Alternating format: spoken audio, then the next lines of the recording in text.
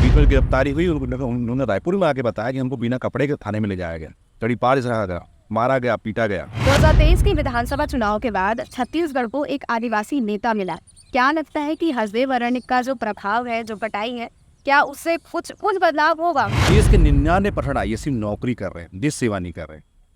99% IAS कोई देश सेवा नहीं कर रहे, सिर्फ नौकरी कर रहे हैं और सीधे दलाली कर रहे हैं नेताओं के, कुछ नहीं कर रहे। अगर IAS चाहते ना तो नेताओं की औकात नहीं कि सब चीज़ कर सके, पर IAS ही खुद बिका हुआ है। ये पर्यावरण में दुखी है, ये भी हंसते हैं, ये भी मुस्कुराते हैं, ये भी रोते हैं।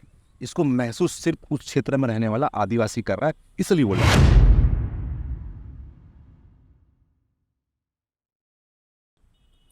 नमस्कार, वोकल टीवी में आप सभी का बहुत बहुत स्वागत है। आज हम एक ज्वलंत मुद्दे के बारे में चर्चा करने के लिए हमारे बीच मौजूद है उमेश बिसेन जी। ये पर्यावरण संरक्षण को लेकर के पूरे प्रदेश में अभी एक्टिव हैं और गौ रक्षक के नाम से इन्हें जाना जाता है। आप सभी जानते हैं कि एक प्रदेश में एक ज्वलंत मुद्दा भी चल रहा है हसदेव अरण्य को लेकर के। ग्रामीण हो छत्तीसगढ़ के उत्तरीय क्षेत्र में जो हसदेव अरण्य का जंगल है, जो कि बहुत ही बड़े क्षेत्र में फैला हुआ है, उसको काटा जा रहा है, जिसको लेकर के वहाँ के ग्रामीण और आदिवासी लगातार विरोध में लगे हुए हैं। ये लोगों में काफ़ी असमंजस की स्थिति पैदा कर दिया है सरकार ने, क्योंकि आरोप और प्रत्यारोप के बीच किसी को समझ नहीं आ रहा है कि कौन आखिरकार इस हसदेव अरण्य की कटाई कर रहे हैं। तो पूरे मामले पे चर्चा करने के लिए हमारे बीच मौजूद है उमेश बिसेन जी। वो बताएंगे कि बेहतर तरीके से, ताकि आप समझ पाए। सबसे पहले आपका बहुत बहुत स्वागत है। सर, ये जो हसदेव अरण्य को लेकर के जो चर्चाएं चल रही हैं, हम चाहते हैं कि आप उसको बेहतर तरीके से लोगों तक पहुंचाएं। हसदेव अरण्य जो है, मेरे जो वैज्ञानिक दोस्त उन्होंने कहा कि भारत का ये ऑक्सीजन है, अनेक जड़ी बूटियाँ हैं, प्राकृतिक वातावरण बस अनुकूल है जो पूरे देश के अंदर में ऑक्सीजन। भारत का सतपुड़ा का जंगल, बस्तर के जंगल और सरगुजा के जंगल, और इनके जो जल है वहाँ पे गंगा नदी से पवित्र है और दूसरा उनका मिनरल्स ज़्यादा है। अनेक तरह के जीव जंतु है जो भारत के क्लाइमेक्स को बना के रखते, कर्क रेखा में सारी चीज़ें आती है। अगर उस जंगल को काट दिया जाएगा सिर्फ 2% कोयला के लिए, तो स्वाभाविक है छत्तीसगढ़ का आधा कुछ सर जो छत्तीसगढ़ है वो सूखा ग्रसित हो जाएगा। क्योंकि हसदेव का जो जल है वो बिलासपुर तक के पूरा आता है, बस्तर का जल रायपुर तक आता है। और हम जो यहाँ के जो आदिवासी हैं जंगल पे निर्भर है। विकास की परिभाषा ये नहीं कि इनका जंगल बना दिए, जंगल का संवर्धन करना हमारी जिम्मेदारी, विकास बनाना चाहिए, ना कि उसका दोहन करना।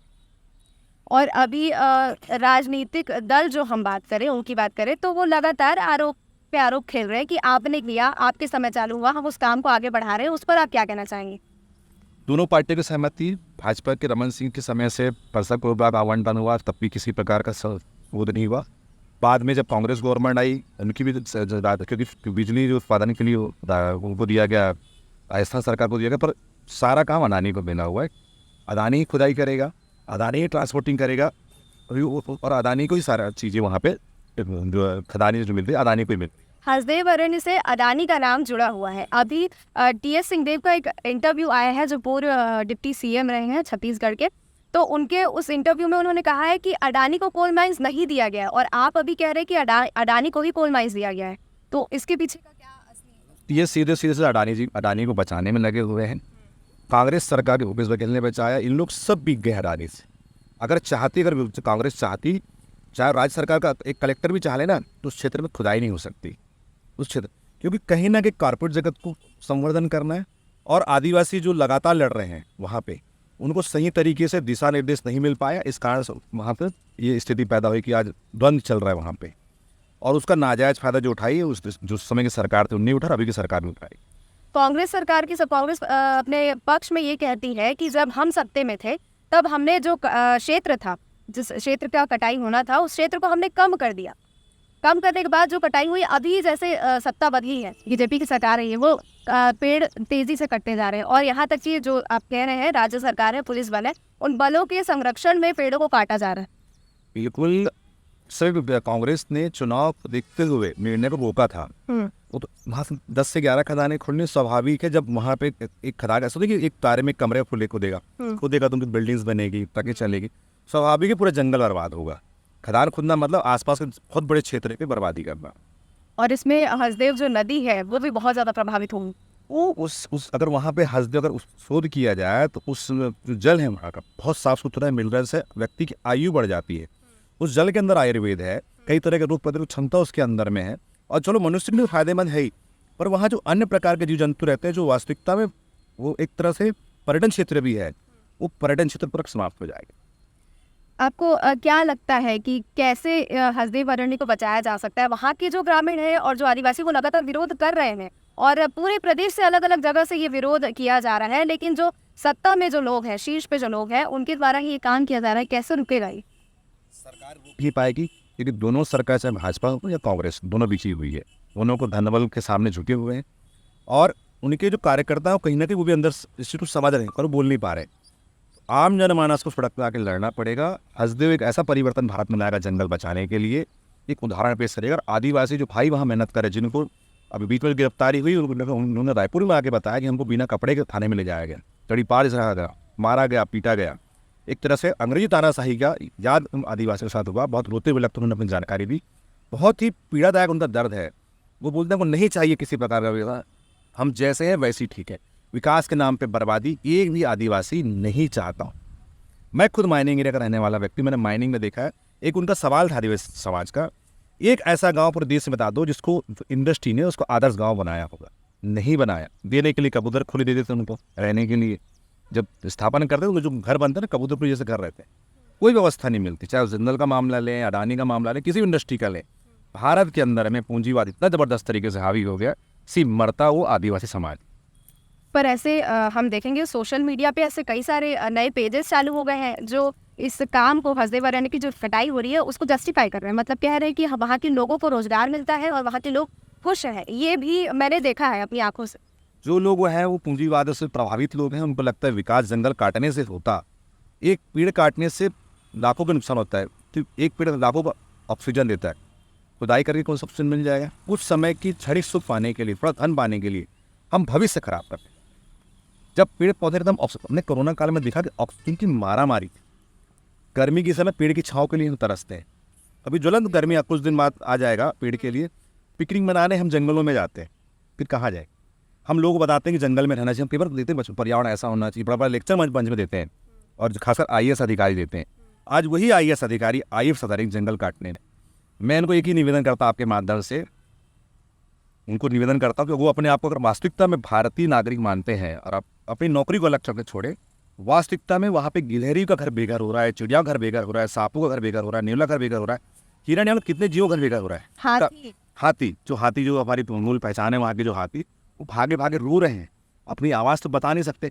उस दर्द में पेड़ भी रो रहे हैं और उस मायूसी को, उस दर्द को ये अधिकारी महसूस नहीं कर रहे, जैसे नौकरी कर रहे हैं। मैं एक सीधा आरोप करूँगा, मैं बताऊँगा कुछ भी हो जाए। देश के 99% IAS नौकरी कर रहे हैं, देश सेवा नहीं कर रहे। 99% IAS कोई देश सेवा नहीं कर रहे, सिर्फ नौकरी कर रहे हैं और सीधे दलाली कर रहे हैं नेताओं के, कुछ नहीं कर रहे। अगर IAS चाहते ना तो नेताओं की औकात नहीं कि सब चीज़ कर सके, पर IAS ही खुद बिका हुआ है। सरगुजा कलेक्टर को इतना अकल नहीं कि वहाँ पेड़ की कैसे, क्योंकि उन्होंने AC कमरे में रहते हैं, उनको लगता है यही हमारा सुख है, भौतिक सुख ही हमारा सुख। कभी जंगल में उस आदिवासियों के बीच में पेड़ के बीच पर रह कर देखा, उसका पेड़ जब पेड़ मुस्कुराते भी, हंसते भी, नर्वस भी होते हैं। आप जहाँ खड़े ये वेटलैंड है जहाँ की लड़ाई हम लड़ रहे हैं। अभी यहाँ मायूसी क्यों? पहले हरा बेड़ा खिला हुआ होता था, आज ये मायूसी क्योंकि यहाँ को इसको दबाया होती है। ये पर्यावरण में दुखी है, ये भी हंसते हैं, ये भी मुस्कुराते हैं, ये भी रोते हैं। इसको महसूस सिर्फ उस क्षेत्र में रहने वाला आदिवासी कर रहा है, इसलिए वो लड़। उमेश जी, 2023 के विधानसभा चुनाव के बाद छत्तीसगढ़ को एक आदिवासी नेता मिला। क्या लगता है कि हसदेव अरण्य का जो प्रभाव है, जो कटाई है, क्या उससे कुछ बदलाव होगा? क्या कुछ वो करेंगे? आदिवासियों की ही आवाज़ है। मैं विष्णु साहब जितने करीब से जानता हुआ मिला हूँ उनसे, वो बड़े भावुक व्यक्ति हैं। पर जो हसदेव में हो रहा है वो उनके हाथ में कुछ भी नहीं। डायरेक्ट अदानी कलेक्टर को, अदानी के जो लोग हैं, जो यहाँ पे वो माफिया लोग जो है, जो भी माफिया लोग हैं, वो डायरेक्ट कलेक्टर को आदेश कर करवा रहे हैं। मुख्यमंत्री जी इतने निर्दयी नहीं हो सकते, भले ही उनने बयान दिया होगा दबाव में जैसे भी, पर वो बहुत संवेदनशील व्यक्ति है। मैंने व्यवहार बहुत सीधे व्यक्ति हैं। डर तो उनके अंदर भी है पर वो प्रकट नहीं कर पा रहे। पर एक मुख्यमंत्री के तौर पर अगर देखा जाए तो ये प्रदेश उनका है और उनको इस पर एक्शन लेना चाहिए। अब वो एक्शन क्यों नहीं ले रहे ये तो समझ नहीं आ रहा, पर इतना ज़रूर है कि निर्णय करने की क्षमता उनकी कमज़ोर है। अगर निर्णय कर पाते तो अरे इसके जो आदिवासियों की हक में बात करते, पर्यावरण के हक में बात करते, विकास की परिभाषा एक दिन मंच में, खुले मंच में चैलेंज करते हैं मुख्यमंत्री जी और कांग्रेस के बड़े नेता। विकास किसी भी ग्रंथ में विकास की परिभाषा लिखी नहीं, भारतीय लिखी, सनातन बताता हूँ मैं आपको, कर प्रधान बताया गया है। विकास सबका उल्लेख ही नहीं है। ये विकास डेवलपमेंट आया अंग्रेजों से आया और विकास के चक्कर में पूरे देश के जंगल वन सब कट लगे। अब रोक दें। अब हमें ऐसा विकास ही नितिन गडकरी केंद्रीय मंत्री में सहमत था बहुत सारी चीज़ें, इन्वायरमेंट बहुत अच्छा काम कर रहे हैं। उन्होंने कहा कि अब जंगल हम काटना ही नहीं चाहते, उन्होंने उनका भी बयान आया था कि जंगल नहीं काटना चाहिए। हमारे पास जो व्यवस्था उनमें कितना अच्छा हम कर सके, इसका पूरा प्रचार, बिजली हो, पानी हो, जो भी व्यवस्था हो, हमको उसी रिसोर्सेज से बनाने, ना कि नया उनको डेवलपमेंट के नाम पे किसी प्रकार का प्रकृति को नुकसान नहीं पहुंचाना है। तो देखिए हमारे बीच उमेश बिसेन जी मौजूद थे, जिन्होंने बहुत ही बेहतर तरीके से आदिवासियों की आवाज़ को यहाँ तक पहुँचाया है और बताने की कोशिश कर रहे हैं कि अगर वहाँ के आदिवासियों से पूछा जाए तो वो इस पक्ष में बिल्कुल भी नहीं है कि हसदेव को काटा जाए। एक बड़ा आंदोलन बाहर निकल के आने वाला है छत्तीसगढ़ की जनता के द्वारा। जल्द ही कोशिश किया जाएगा कि और भी बेहतर हम लोगों से चर्चा करें और भी बेहतर समझने की कोशिश करें कि इसके और क्या क्या पक्ष हैं। तब तक आप जुड़े रहिए वोकल टीवी के साथ। मैं लक्षिका, रायपुर, छत्तीसगढ़ से।